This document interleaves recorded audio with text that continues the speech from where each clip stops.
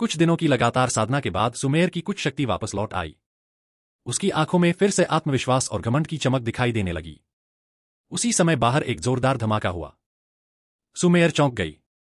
उसे महसूस हुआ कि एक बेहद शक्तिशाली दबाव चारों ओर फैल रहा है। उसने सोचा कि शायद दुश्मन यहां तक पहुंच गए हैं, इसलिए वह तुरंत लड़ने के लिए तैयार हो गई। लेकिन जैसे ही उसने ऊपर देखा, उसकी आंखें फैल गईं। टूटे हुए पत्थरों के ढेर पर एक विशाल चांदी जैसा अजगर कुंडली मारकर बैठा था। उसके शरीर से भयानक शक्ति निकल रही थी।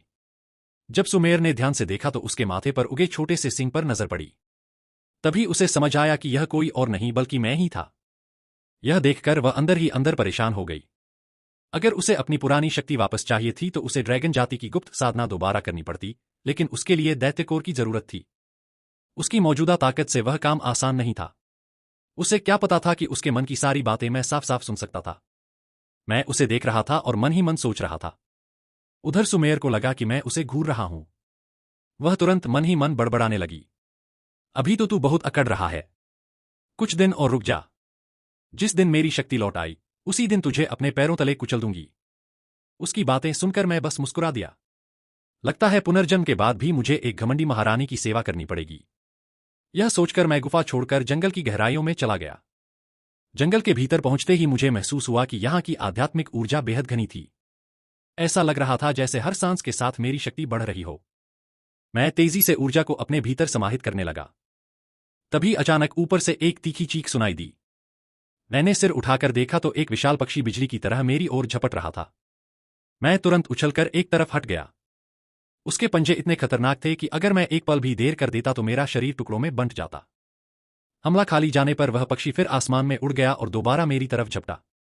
मैं बिना देर किए भागने लगा। ये आखिर कौन सा राक्षस है? ऐसे हमला कर रहा है जैसे मैंने इसका सारा खजाना लूट लिया हो। तभी सिस्टम की आवाज गूंजी। मिशन सक्रिय।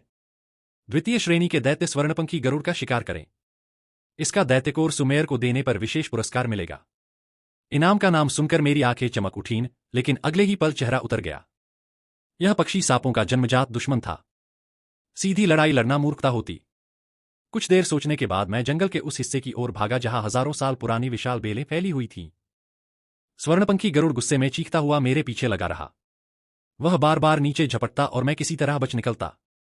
कई बार उसके पंजे मेरे सिर को छूते छूते रह गए। आखिरकार हम बेलों के विशाल जाल वाले इलाके में पहुंच गए। तभी गरुड़ ने एक और घातक हमला किया। इस बार मैं नहीं हटा। जब वह मेरे बेहद करीब आ गया तो मैंने अचानक अपना शरीर मोड़ लिया। गरुड़ इतनी तेज रफ्तार में था कि दिशा नहीं बदल पाया और सीधे विशाल बेलों के जाल में घुस गया। उसके पंख बेलों में उलझ गए। जितना वह छूटने की कोशिश करता, बेलें उतनी ही कसती जातीं। कुछ ही क्षणों में वह पूरी तरह फंस गया। मैं मुस्कुराया। अब समझ आया शिकार कौन है। मैं धीरे धीरे उसकी तरफ बढ़ा और अपनी नई शक्ति सक्रिय कर दी। ड्रैगन प्रभुत्व। भयानक रक्तरेखा दबाव पूरे क्षेत्र में फैल गया। गरुड़ की आंखों में पहली बार डर दिखाई दिया। वह छूटने की कोशिश करता रहा लेकिन बेकार। मैं उसके पास पहुंचा और सीधे उसकी गर्दन पर दांत गड़ा दिए। एक ही झटके में उसका सिर चकनाचूर हो गया। तभी सिस्टम की सूचना आई। बधाई हो, द्वितीय श्रेणी के दैत्य स्वर्णपंखी गरुड़ का सफल शिकार।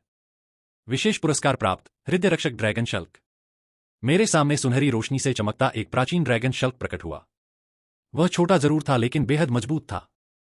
मैंने बिना देर किए उसे अपने सबसे कमजोर स्थान के पास स्थापित कर लिया।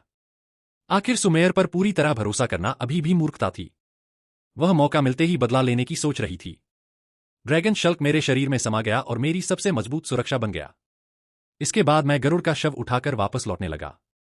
रास्ते भर सावधान रहा कि कहीं उसके रिश्तेदार बदला लेने न आ जाए। तभी अचानक मुझे सामने से अत्यंत घनी आध्यात्मिक ऊर्जा महसूस हुई। इतनी घनी कि हवा तक भारी लगने लगी। मैंने तुरंत दिशा बदल दी और उस ऊर्जा के स्रोत की ओर बढ़ गया। कुछ मिनट बाद मेरे सामने हरे रंग की एक विशाल झील दिखाई दी। उसकी सतह से सफेद धुंध उठ रही थी। लेकिन वह साधारण धुंध नहीं थी। वह इतनी घनी आध्यात्मिक ऊर्जा थी कि आंखों से दिखाई दे रही थी। मैं दंग रह गया। आध्यात्मिक ऊर्जा का तरल रूप। यह तो किसी पवित्र भूमि जैसा स्थान है। खुशी के मारे मैं लगभग उछल पड़ा। मुझे लगा जैसे जीवन का सबसे बड़ा खजाना मिल गया हो। लेकिन अगले ही पल मेरा चेहरा बदल गया। झील के बीचों बीच से एक ऐसी भयावह आभा उठी कि मेरी आत्मा तक कांप गई। मेरा दिल जैसे एक पल के लिए रुक गया। शरीर की हर कोशिका मुझे सिर्फ एक ही बात कह रही थी, भागो!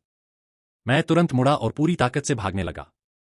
लेकिन उसी क्षण झील के केंद्र से पानी का एक विशाल स्तंभ आसमान में उठा। उसके साथ विनाशकारी शक्ति की एक लहर मेरी तरफ टूट पड़ी। मैं घबराकर चिल्लाया, अरे! मेरी तरफ मत आना!